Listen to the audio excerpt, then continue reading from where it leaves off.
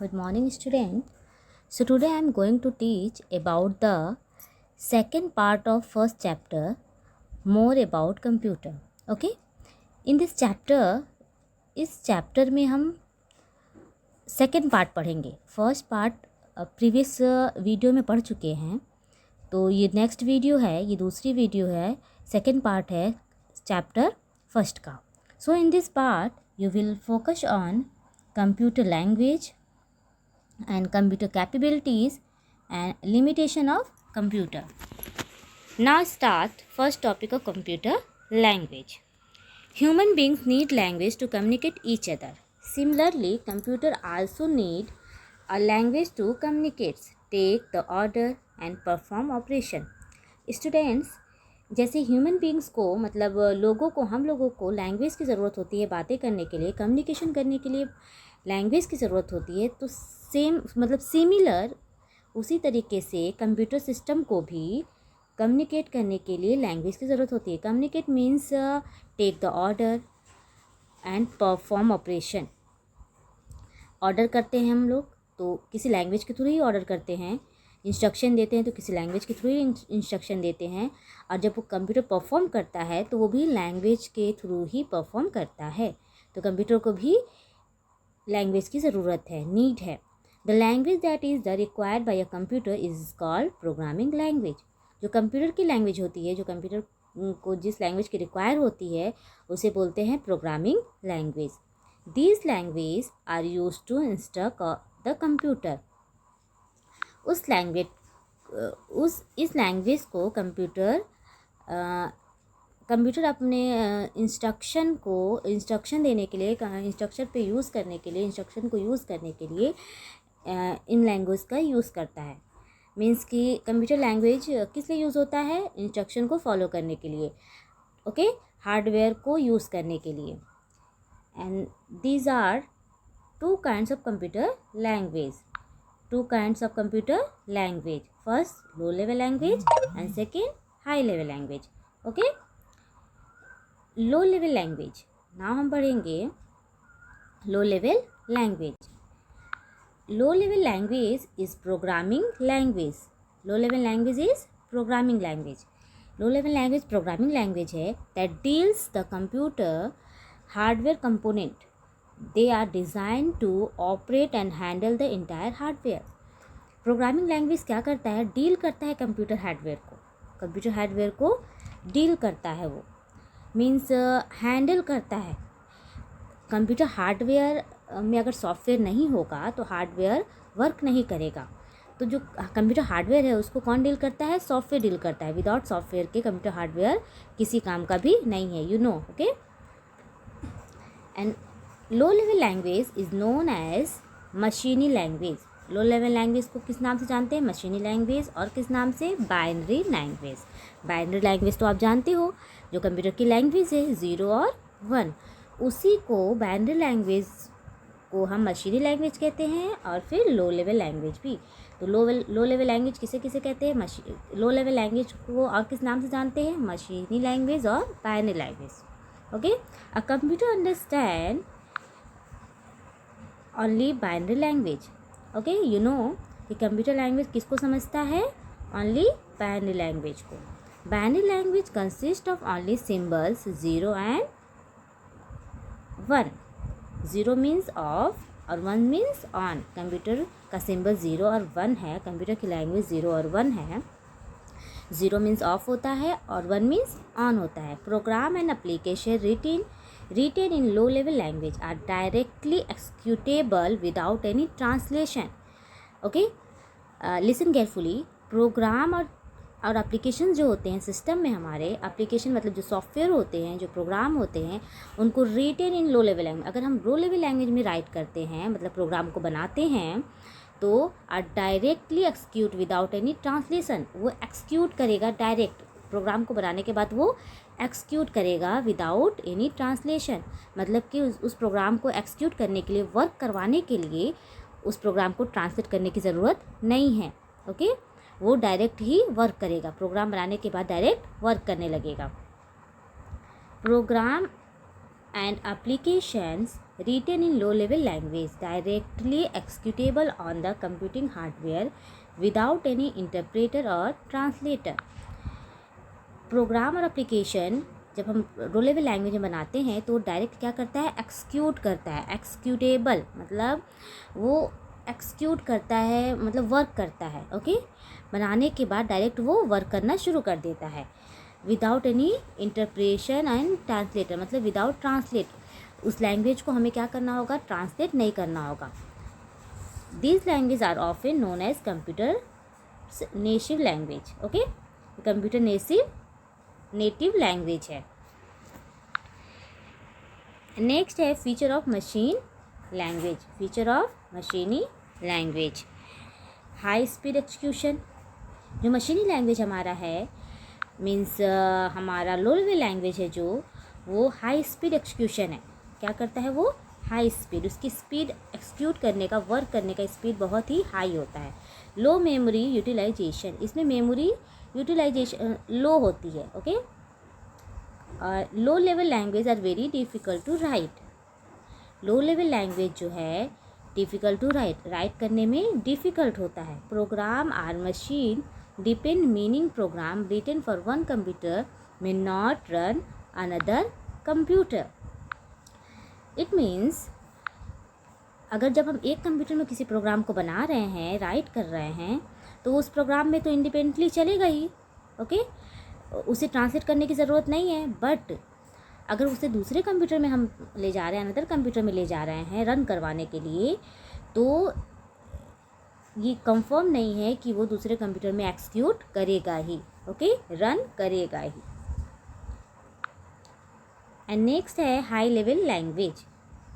High level language are considered to be more closer a human being. High level language क्या है आपका, कि human being language है. ठीक है, हाई लेवल लैंग्वेज जो है जिसमें हम प्रोग्राम बनाते हैं हाई लेवल लैंग्वेज में, तो वो हमारा ह्यूमन बीइंग होता है. मतलब कि जो हम लैंग्वेज को जानते हैं. These are easily read and understood as compare to low level language. हम क्या करते हैं, इसे ईजिली रीड एंड अंडरस्टूड होते हैं. ओके, लो लेवल लैंग्वेज के कंपेयर में. The first high-level programming language were designed in 1950s. First high level language कब डिज़ाइन हुआ था, 1950s में.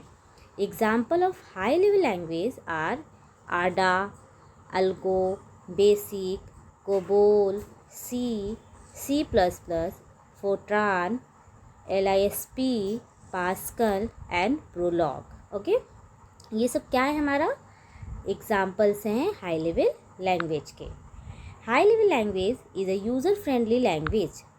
यूज़र फ्रेंडली, ये नेम से ही मालूम चल रहा है आपको. फ्रेंडली मीन्स होता है बहुत, मतलब क्लोज.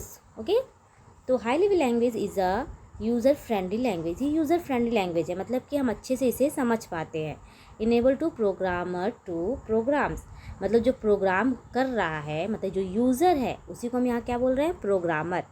जो प्रोग्रामर है और प्रोग्राम, इन दोनों के बीच की जो अंडरस्टैंडिंग है वो क्या होगी, यूज़र फ्रेंडली होगी. That are independent of a particular type of computer. Example C++ and Java. ये किसका है, हाई लेवल लैंग्वेज के. ये भी एग्जाम्पल्स हैं जो यूज़र फ्रेंडली होगा. ओके, मतलब इनकी कोडिंग को यूज़र अंडरस्टैंडली समझ पाएगा. Okay, and next high level language programs need to be translated into machine language by using the translator program. High level language में किसकी नीड होती है, ट्रांसलेटर की. ओके, मशीनी language by using the translator program. मशीनी language में translate करने के लिए ट्रांसलेटर प्रोग्राम की ज़रूरत होती है. Okay, feature of high level language. अब हम क्या पढ़ेंगे, फीचर्स पढ़ेंगे. हाई लेवल लैंग्वेज के feature. Uses English language. High level language में कौन सी लैंग्वेज यूज़ करते हैं, हमें इंग्लिश लैंग्वेज. ठीक, इंग्लिश लैंग्वेज ही तो हमारे यूज़र फ्रेंडली लैंग्वेज है, मतलब जिसे हम अच्छे से समझ पाते हैं, अंडरस्टैंड हो पाते हैं. एंड मशीन डिपेंडेंट, मतलब मशीन इस लैंग्वेज पे मतलब कुछ प्रोग्राम्स होते हैं जिसे हम अगर इंग्लिश लैंग्वेज में टाइप करेंगे तो मशीन अपनी लैंग्वेज में उसे ट्रांसलेट करके समझेगा, मतलब उस पर मशीन डिपेंड रहेगा हमारी लैंग्वेज पे। Has to be converted into machine language by translator program. क्या कह रहा है, हमारे लैंग्वेज को लिखने के बाद मतलब हम जो भी कुछ मशीन लैंग्वेज में अगर हम कुछ भी टाइप करते हैं, कोई भी कोडिंग करते हैं, तो उसे ट्रांसलेटर क्या करेगा, ट्रांसलेट करेगा। ओके, एंड नेक्स्ट हम पढ़ेंगे difference between high level language and low level language. Difference पढ़ेंगे, हाई लेवल लैंग्वेज का के बारे में जाना आपने और लो लेवल लैंग्वेज के बारे में भी जाना।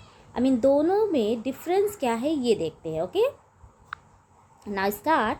High level language are easy to learn. Okay, ये इजी होता है ना, हमें समझने में जानने में ये इजी होता है लैंग्वेज। और लो लेवल लैंग्वेज क्या होता है, डिफ़िकल्ट टू लर्न, ये डिफ़िकल्ट होता है। एंड सेकेंड है these language are near to human language. High level language कैसी है, यूज़र फ्रेंडली, पढ़े हो ना, यूज़र फ्रेंडली मतलब इंग्लिश लैंग्वेज। अभी आपने देखा सुना कि यूज़र फ्रेंडली है और ये इंग्लिश लैंग्वेज। तो ह्यूमन लैंग्वेज कौन सी होती है, इंग्लिश हिंदी यही है ना, तो ये कौन सी लैंग्वेज होगी, ह्यूमन लैंग्वेज। और लो लेवल लैंग्वेज कौन सा है, low level language human language नहीं होगी। Okay, low level language are far from human language. Okay, and next है programs in high level language are easy to modify. High level language program को हम क्या कर सकते हैं, इजी टू मॉडिफाई कर सकते हैं। ओके, उसे हम कुछ भी उसमें अगर मॉडिफाई करना है, कुछ करेक्शन करना है, तो वो हम ईज़िली कर सकते हैं। And program written in this language are difficult to modify. Low level language में क्या होगा, ये डिफ़िकल्ट होगा, मॉडिफाई करना डिफ़िकल्ट होगा। एंड नेक्स्ट है knowledge of hardware is not required to write program. High level language में हार्डवेयर का नॉलेज होना नॉट रिक्वायर, ओके, ज़रूरी नहीं है प्रोग्राम को राइट करने में। बट लो लेवल लैंग्वेज में डीप नॉलेज होना चाहिए, किसका, हार्डवेयर का। जब हम प्रोग्राम राइट कर रहे हैं तो हार्डवेयर का डीप नॉलेज होना चाहिए। एंड नेक्स्ट है such language are normally use to write application program. कह रहे हैं कि कुछ लैंग्वेजेस है नॉर्मली यूज़ किया जाता है एप्लीकेशन प्रोग्राम को राइट करने के लिए। एंड नेक्स्ट है such language are normally use to write hardware program. Low level language में हम हार्डवेयर प्रोग्राम को राइट करने का यूज़ करते हैं, बनाने के लिए यूज़ करते हैं, और हाई लेवल लैंग्वेज में एप्लीकेशन प्रोग्राम को राइट करने में। ओके, एंड नेक्स्ट हम पढ़ेंगे assembly language. Assembly language uses symbolic codes known as mnemonics instead of 0 and 1. Unlike machine language, instead of numbers, the program instructions are given English-like names. Assembler is a translator program that is used to convert assembly language to machine language. You know कि a numeric language what is? A numeric language is a short word which is easy to remember. Okay, numeric language का मतलब होता है कि किसी भी word को, किसी भी सिंटैक्स को हम क्या करते हैं, उसको शॉर्ट वर्ड बना देते हैं। ठीक है,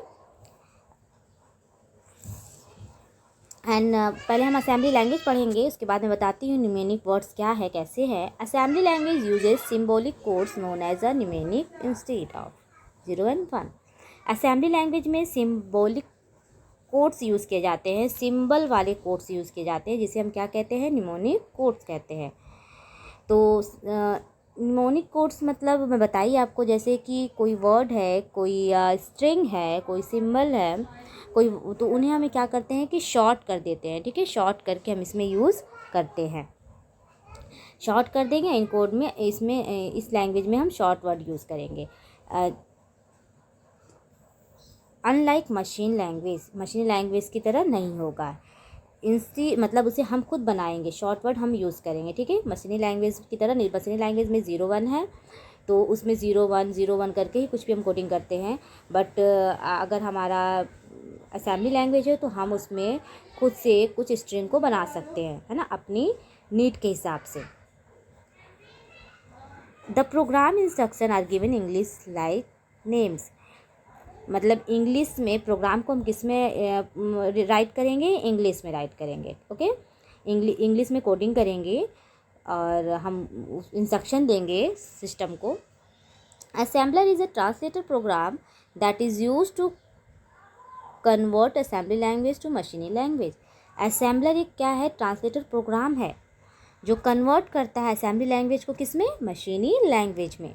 अंडरस्टैंड, असेंबलर एक लैंग्वेज है जो असेंबली लैंग्वेज को मशीनी लैंग्वेज में क्या करता है, कन्वर्ट करता है। मतलब जो हमारी लैंग्वेज होगी, जिसे हम कोई किसी स्ट्रिंग को शॉर्ट करके जब यूज़ करेंगे प्रोग्राम में, तो उसे भी वो क्या करेगा, वो मशीनी लैंग्वेज में कन्वर्ट करेगा। ओके, नेक्स्ट है feature of assembly language, uses mnemonic codes instead of binary number. Binary number की जगह हम क्या यूज़ कर सकते हैं, निमोनिक कोड्स यूज़ कर सकते हैं। एंड नेक्स्ट मशीन डिपेंडेंट होती है। Okay, and has to be converted into machine language by assembler. Machine language को असेंबलर किसको क्या करता है, असेंबलर मशीन लैंग्वेज को, असेंबलर जो है असेंबली लैंग्वेज को मशीन लैंग्वेज में क्या कर देता है, कन्वर्ट कर देता है। ओके, एंड नेक्स्ट है fourth generation language, 4GL, fourth generation language. Fourth generation programming language are closer to human language. जो फोर्थ जनरेशन की लैंग्वेज है वो किसकी तरह है, ह्यूमन लैंग्वेज की तरह है। Okay, then 3G, three generation जो है, थ्री जनरेशन लैंग्वेज के बदले जो है हमारा फोर्थ जनरेशन कैसा है, ह्यूमन लैंग्वेज की तरह है। Fourth generation are design to reduce the overall time, effort and cost software development. Fourth generation are programmer friendly and enhance programming efficiency with uses to English like word and phrase, and when appropriate the use of icon, graphical interface and symbolic representation. Okay, fourth generation में क्या है कि human language है ये, इसमें time reduce हो गया है, मतलब कम टाइम में हम प्रोग्राम को कोडिंग करेंगे। ओके, ये हमारा फ्रेंडली होगा, प्रोग्राम फ्रेंडली यूज़र होगा ये, और जिससे कि हम ईज़िली अपने प्रोग्राम को क्या कर सकते हैं, राइट कर सकते हैं। अंडरस्टैंड, एंड नेक्स्ट टॉपिक है translator program. A translator take a program written in source language as input and convert it into a program in target language as output. Means translator take a program written in source। जब हम कोई भी programme right करते हैं तो किस में करते हैं उसको, सोर्स लैंग्वेज में, उसे बोलते हैं सोर्स लैंग्वेज। ओके, जो हम इनपुट देते हैं उसके बाद क्या होता है कि ट्रांसलेटर उसे कन्वर्ट करता है एंड देन वो आउटपुट देता है जिस लैंग्वेज में हम चाहते हैं, उस लैंग्वेज में जो हमारा टारगेट होगा लैंग्वेज, उस लैंग्वेज में उसका आउटपुट आएगा। तो the program written in high level language is known as source code. अगर हाई लेवल लैंग्वेज में हम प्रोग्राम को राइट कर रहे हैं, बना रहे हैं, तो उसे बोलेंगे source code. Okay, and the code obtained after translation is object code। जब हम प्रोग्राम को बना रहे हैं, राइट कर रहे हैं, तो ये होगा सोर्स कोड। ओके, फिर वो ट्रांसलेट होगा, प्रोग्राम क्या होगा, ट्रांसलेट होगा। आफ्टर ट्रांसलेशन उसको उस प्रोग्राम को क्या कहेंगे, ऑब्जेक्ट कोड। क्या बोलेंगे, object code. Understand, these are 3 basic translator program. ना हम जानेंगे 3 बेसिक ट्रांसलेटर प्रोग्राम के बारे में। फर्स्ट है assembler, second compiler and third interpreter. ये तीनों क्या है, ट्रांसलेटर है। मतलब कि जब हम कोई भी वर्क करते हैं सिस्टम पे, कोई प्रोग्राम कुछ भी बनाते हैं, तो हम अपनी लैंग्वेज में लिखते हैं, ह्यूमन लैंग्वेज में, इंग्लिश में, हिंदी में एंड एनी अदर लैंग्वेज, तो सिस्टम अपनी लैंग्वेज में कन्वर्ट करता है। तो सिस्टम के अंदर ट्रांसलेटर होते हैं असेंबलर, कंपाइलर और इंटरप्रेटर, ये 3 ट्रांसलेटर हैं। ये क्या करते हैं कि हमारे लैंग्वेज को, हमारे कोडिंग को, जो भी हम टाइप कर रहे हैं, हमारे कोडिंग को ये ट्रांसलेट कर देता है। ठीक है, ट्रांसलेट करके वो कंप्यूटर की लैंग्वेज में बना देता है। तो मतलब हमारी लैंग्वेज को ट्रांसलेट करने वाला कंप्यूटर तो अपनी लैंग्वेज में समझेगा, तो इसे कंप्यूटर को कौन समझाता है? ट्रांसलेटर। जो ट्रांसलेटर होता है वो लैंग्वेज को ट्रांसलेट करता है। तो हम पढ़ेंगे assembler. Assembler converts the assembly language code to binary language code. जो असेंबली लैंग्वेज कोड होगा, असेंबली लैंग्वेज में हमको भी कोडिंग करेंगे। अभी आपने देखा, इससे पहले पढ़ा असेंबलर, ट्रांसलेटर। तो असेंबली लैंग्वेज में जो भी कोडिंग करेंगे वो किस में ट्रांसलेट करेगा? बाइनरी लैंग्वेज में। बाइनरी लैंग्वेज में क्या कर देगा सिस्टम? ट्रांसलेट कर देगा। ओके, नेक्स्ट आपका है compiler. Compiler is a translator which is use to convert program in high level language to low level language. Compiler का वर्क क्या है? कंपाइलर एक ट्रांसलेटर है। इसका यूज़ हम किस लिए करते हैं? ये कंप्यूटर में इसका यूज़ किस लिए है कि हाई लेवल लैंग्वेज को लो लेवल लैंग्वेज में क्या करता है? ट्रांसलेट करता है। Okay, it translate the entire program and also report the error in source program encountered during the translation. Listen carefully. Okay, आप ध्यान से सुनिएगा कि जो कंपाइलर है वो प्रोग्राम को हाई लेवल लैंग्वेज से लो लेवल लैंग्वेज में ट्रांसलेट करता है। इंटायर प्रोग्राम, ओके, ट्रांसलेटर क्या करता है? पूरे प्रोग्राम को जब ट्रांसलेट कर लेता है, पूरे प्रोग्राम को ट्रांसलेट कर लेता है, तो लास्ट में, ओके, ड्यूरिंग ट्रांसलेशन करने के दौरान वो क्या करता है कि एरर को फाइंड करता है। हाँ, इजी टू से कि कंपाइलर अगर हम एक पैराग्राफ कुछ भी कोडिंग कर रहे हैं तो पूरे पैराग्राफ को, मतलब पूरे लाइंस को एक साथ पहले वो रीड करेगा।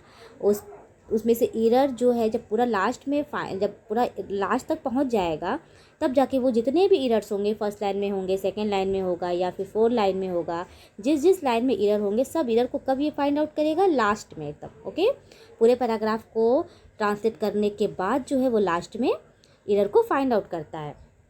ओके, एंड इंटरप्रेटर क्या है? Interpreter is a translator which is use to convert program. ये भी वही करता है कि हाई लेवल लैंग्वेज को लो लेवल लैंग्वेज में कन्वर्ट करता है। ओके, एंड नेक्स्ट आप केयरफुली सुनना। Interpreter translate line by line. Interpreter क्या करता है? लाइन बाय लाइन ट्रांसलेट करता है। Report the error once encounter during the translator. Suppose हम एक पैराग्राफ अगर हम लेते हैं, जैसे कि कंपाइलर में एक पैराग्राफ लिया हमने, वैसे इंटरप्रेटर में भी एक पैराग्राफ लेंगे। और इसमें इंटरप्रेटर का क्या वर्क है कि एक लाइन पहले वो ट्रांसलेट करेगा और उसमें जो भी एरर्स होंगे वहीं ऑन स्पॉट उसे क्या करेगा? एरर को ख़त्म करेगा। ओके, एरर को इनकाउंटेड कर देगा, उसके बाद वो नेक्स्ट लाइन पे प्रोसेस करेगा, फिर नेक्स्ट लाइन को चेक करेगा, नेक्स्ट लाइन की कोडिंग को ट्रांसलेट करेगा, फिर अगर उस पर भी एरर होगा तो उसको वही ख़त्म करेगा। 1 बाय 1 मतलब लाइन बाय लाइन वो क्या करता है कि एरर को चेक करता है। ओके, उसके बाद जो है हमारा पूरा पैराग्राफ ख़त्म हो जाएगा। बट यही आपने ध्यान से सुना होगा, कंपाइलर क्या करता है कि कंपाइलर पूरे पैराग्राफ को एक साथ ट्रांसलेट करने के बाद जितने भी एरर्स होंगे सबको फाइंड आउट करके फिर वो ख़त्म करेगा एरर को। बट इंटरप्रेटर क्या करता है? लाइन बाय लाइन ट्रांसलेट करेगा और वहीं एक लाइन में जो भी एरर्स होंगे उसको फाइंड आउट करके ख़त्म करेगा। ओके, डिफरेंस समझ में आया इसका क्या है? And it directly execute the operation specified in the source program when the inputs given by the user. It gives better error diagnostic than a compiler. देखो ये क्या कह रहा है? better error diagnostic than the compiler. Compiler के then बोल रहा है, कंपेयर में बोल रहा है कि ये बेटर है, कौन? इंटरप्रेटर, क्योंकि हम लाइन बाय लाइन एरर को ये फाइंड कर दे रहा है और क्लियर हो जा रहा है हमारा लाइन बाय लाइन कि एक लाइन एकदम करेक्ट है, फिर सेकेंड लाइन एकदम करेक्ट है, तो हमें एरर को फाइंड आउट करने में प्रॉब्लम भी नहीं होगी। बट अगर हम उस कंपाइलर का यूज़ कर रहे हैं तो पूरा करने के बाद ही एरर फाइंड आउट करेगा कि क्या है। ओके, एंड नेक्स्ट हमारा है difference between compiler and interpreter. Difference देखेंगे कंपाइलर और इंटरप्रेटर। तो अभी हमने डिफिनीशन पढ़ा और अब डिफरेंस पढ़ेंगे, तो ध्यान से अगर आप सुनोगे तो वैसे ही है। Okay, perform the translator of program as the whole. क्या कह रहा है कि ये क्या करता है ट्रांसलेटर, कंपाइलर क्या करता है कि पूरे प्रोग्राम को, ये होल प्रोग्राम को ट्रांसलेट करता है। ओके, और ये क्या करता है interpreter, statement by statement translate करता है, मतलब लाइन बाय लाइन, जैसा मैंने बताया कि लाइन बाय लाइन जो है ट्रांसलेट करता है इंटरप्रेटर, कंपाइलर होल प्रोग्राम को ट्रांसलेट करता है। And next execution is faster. Compiler का एक्सक्यूशन क्या है? वर्क जब वो करता है तो उसकी स्पीड क्या होगी? फास्टर, वो जल्दी वर्क करता है। बट इंटरप्रेटर क्या करता है? इसका एक्सक्यूशन क्या है? स्लोवर है।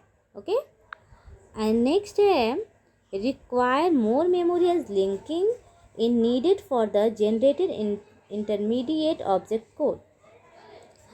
रिक्वायर मोर मेमोरी, इसमें मोर मेमोरी की ज़रूरत होगी। किसकी ज़रूरत होगी? मोर मेमोरी, मतलब स्पेस ज़्यादा चाहिए होगा।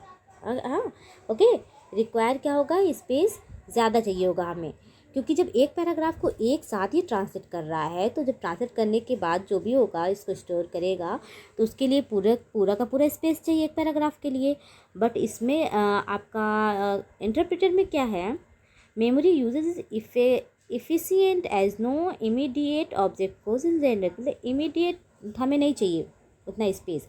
One by one, line by line जब वो ट्रांसलेट करता जाएगा तो उतना स्पेस उसे चाहिए होगा। And next है debugging is hard as the error messages are generated after scanning the entire program only. Debugging means error को ठीक करना होगा। ओके, तो जो error मैसेज आएगा स्कैन करने के बाद, पूरे प्रोग्राम को स्कैन करने के बाद, मतलब ट्रांसलेट करने के बाद जो एरर आएगा वो इसमें क्या होता है? हार्ड होता है। ठीक है, क्योंकि पूरा प्रोग्राम को करेगा उसके बाद हम डिबगिंग कर पाएंगे, मतलब एरर को ठीक करना होगा। एंड इसमें क्या है आपको इंटरप्रेटर में क्या है? It stop the translator, translation stop हो जाएगा वहीं पे। जब एक लाइन में अगर एरर आएगा तो ट्रांसलेटर क्या करेगा? वही स्टॉप कर देगा कि पहले फर्स्ट एरर इज मीट, मतलब पहले हम एरर से मिलेंगे, उससे क्या करेंगे? डिबगिंग करेंगे, उस एरर को ठीक करेंगे, उसके बाद तब वो नेक्स्ट लाइन पे आगे बढ़ेगा। ओके, आइए पूरे प्रोग्राम को करने के बाद जितने एरर्स होंगे सो होगा तो उसे हमें करेक्ट करना होगा, उसके बाद हम प्रोग्राम को रन करवाएंगे। बट इसमें क्या है? इंटरप्रेटर में क्या है कि वन बाय वन हमें लाइन को क्या करना होगा कि एरर को ठीक करना होगा, डिबगिंग करना होगा, एंड फिर हमारा प्रोग्राम लास्ट में जा कर के रन हो जाएगा। And same next programming language like C++ uses compiler. Compiler में कौन सी लैंग्वेज यूज़ होती है? C और C++। Okay, C and C++। And interpreter में क्या है? प्रोग्रामिंग लैंग्वेज ये भी है, पाइथन, बेसिक एंड रूबी। ये सब क्या हमारा प्रोग्रामिंग लैंग्वेज है, ये हम किस में यूज़ करते हैं? इंटरप्रेटर में यूज़ करते हैं। ओके, तो आप डिफरेंस आपने पढ़ा कि कंपाइलर और इंटरप्रेटर लैंग्वेज में क्या डिफरेंस है। ठीक है, कुछ बातें तो सिमिलर है इसमें बट कुछ अपोजिट है, तो इन्हें आप केयरफुली पढ़िएगा और इन्हें समझिएगा कि क्या है। नेक्स्ट आपका है नेक्स्ट टॉपिक है कंप्यूटर कैपेबिलिटीज़। कंप्यूटर कैपेबिलिटीज़ के बारे में जानेंगे। Speed, computer are much faster as compare to human beings. आप जानते हो कि कंप्यूटर मच फास्टर है, किसके कंपेयर से? ह्यूमन बींग से। मतलब जो पर्सन है, किसी भी कोई भी पर्सन से कंप्यूटर क्या है?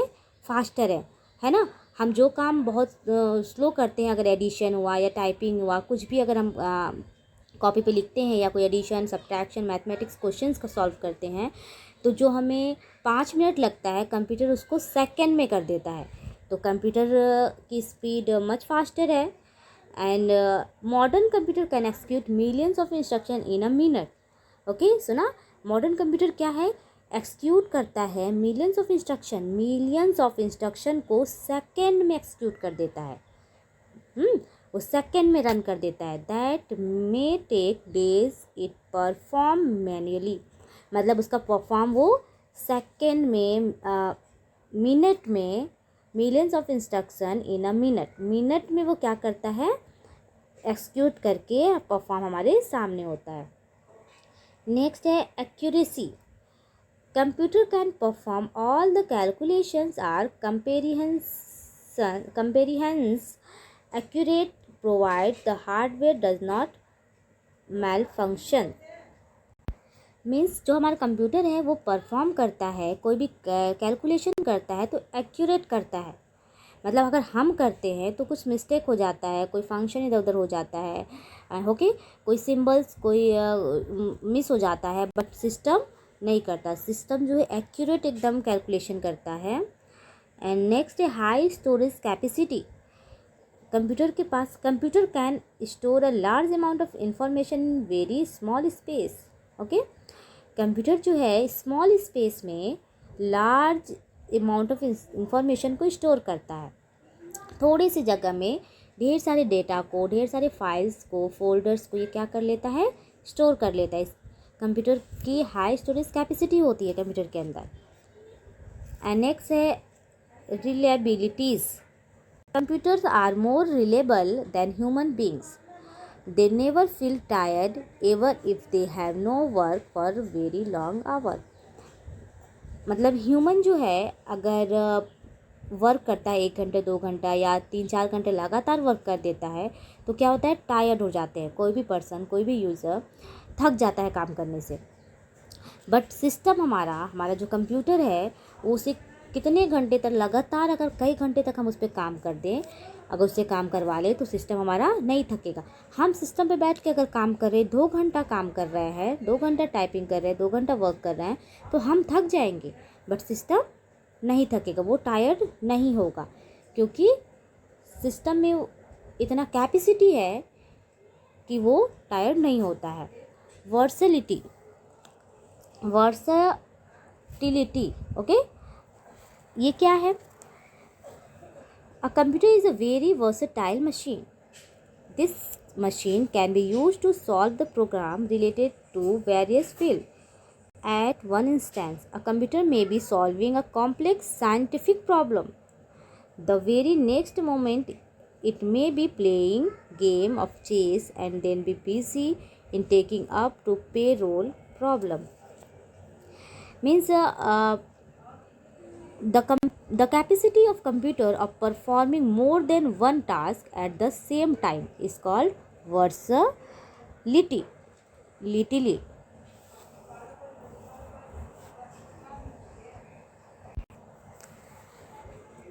मतलब कंप्यूटर हमारा प्रॉब्लम्स को, किसी भी फील्ड के प्रॉब्लम्स को सॉल्व कर देता है। ओके, जैसे कि कोई भी कॉम्प्लेक्स साइंटिफिक प्रॉब्लम अगर है तो भी सॉल्व कर देगा। एंड अगर कोई गेम हम खेलें, जैसे चेस है, तो चेस में बहुत माइंड लगाना होता है। अगर हम चेस खेलते हैं तो क्या होता है कि किधर किस साइड ले जाना है, मूव करना है, किसी मतलब कैसे सॉल्व करना है, इसके लिए बहुत माइंड का यूज़ करना पड़ता है। बट सिस्टम हमारा क्या है कि चाहे जितनी भी कॉम्प्लेक्स कोई भी प्रॉब्लम्स होंगी, उसे क्या करता है, सॉल्व कर देता है। एंड नेक्स्ट है limitation of computer. Lack of decision making power. Okay, computer can not decide on their on.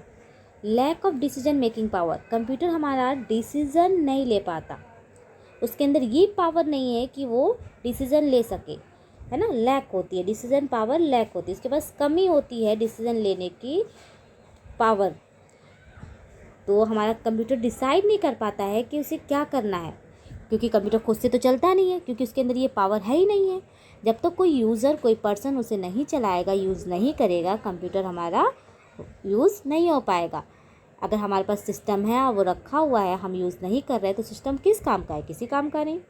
जो कि हमसे पावरफुल है, वो सिस्टम हमारा हमारे माइंड से पावरफुल है, बट हमारा जब तक हम उसे यूज़ नहीं करेंगे सिस्टम वर्क नहीं करेगा, क्योंकि उसके पास डिसीजन मेकिंग पावर लेक है। एंड नेक्स्ट है IQ 0। Computer have 0 IQ। Computer के पास IQ क्या है? 0 होती है। They need to be instruct on each and every step. मतलब कंप्यूटर जो है कुछ सोच नहीं सकता है, हाँ, कुछ भी सोच नहीं सकता, कुछ भी खुद से कर नहीं सकता। जब तक उसे किस चीज़ की ज़रूरत होती है? इंस्ट्रक्शन की, ऑर्डर की। जब तक कोई पर्सन, कोई ह्यूमन यूज़र इंस्ट्रक्शन नहीं देता, हर स्टेप एक के बाद एक जो भी हमें काम करना होता है तो हम ही उसे इंस्ट्रक्शन देते हैं ना। जब कोई प्रोग्राम ओपन करना होता है तो हम माउस के थ्रू, इनपुट डिवाइस के थ्रू क्लिक करते हैं, तो क्या होता है? वो ओपन होता है कोई भी प्रोग्राम।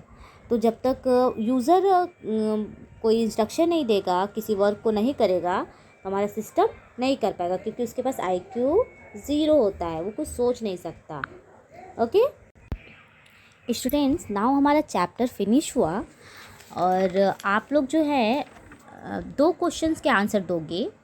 फर्स्ट क्वेश्चन है difference between high level language and low level language, and second question है difference between compiler and interpreter.